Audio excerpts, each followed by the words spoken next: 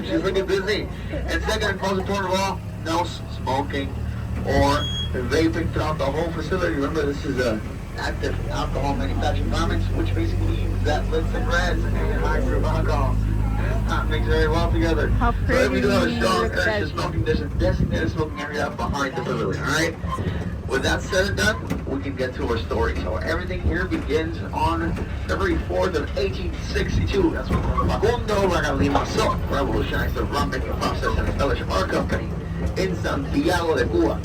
Now, 74 years later, in 1936, we established our first facility here in Puerto Rico called the Ochoa Building, which is to this day still in Old San Juan, believe it or not. It wasn't until 1958 that we moved across the bay and we landed right here in Cabaño, which is Puerto Rico's smallest municipality. And in the smallest municipality, we built the largest rum distillery in the world. Because why not, right? The Casa Bacardi, as you see it, 137 acres large. For those American football fans out there, just around 103 football fields of pure Bacardi rum making paradise. Pretty awesome, right now. To our right hand side, we have our two new aging warehouses, which is finished construction on these.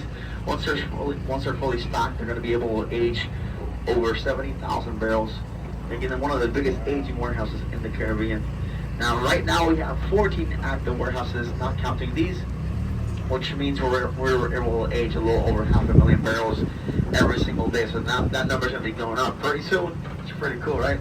Now, to our right hand side, we have the Bacardi Gallery, where we celebrate special events, anniversaries, you name it, we do it. And on the left, the iconic bat trademark. If you're wondering about the bats, the bat is all thanks to one person, Doña Amalia Lucia Victoria Moro, our founder's wife.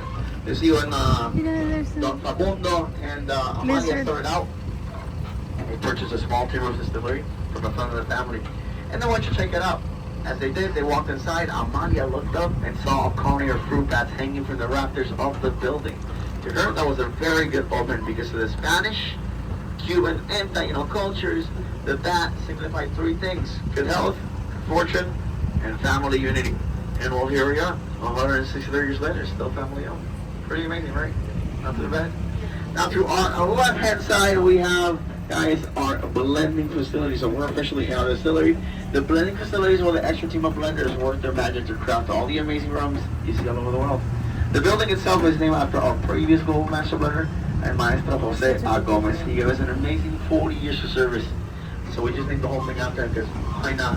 But right now, our current global master blenders are a gentleman by the name of Troy Giza. Amazing knowledge, and he started from the bottom, worked his way up, and now he's supervising all of rum in the world.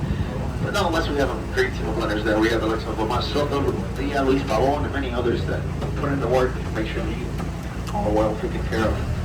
Now, as we move a little further ahead to our left-hand side, you can see, of course, our holding tanks, which is where we store, guys, some of our, rum bases after filtration and distillation. Now, depending on which of these tanks, depending on which rum we're crafting at a given point in time, determines which of these tanks we use, But so, basically, the younger the rum, the more demand there is, so the more space we need for it. So that's why there's so many of those really big tanks. Usually those store the younger rum bases. Now, above me, we have the catwalk, which means rum to and from llenado y vaciado here on the right.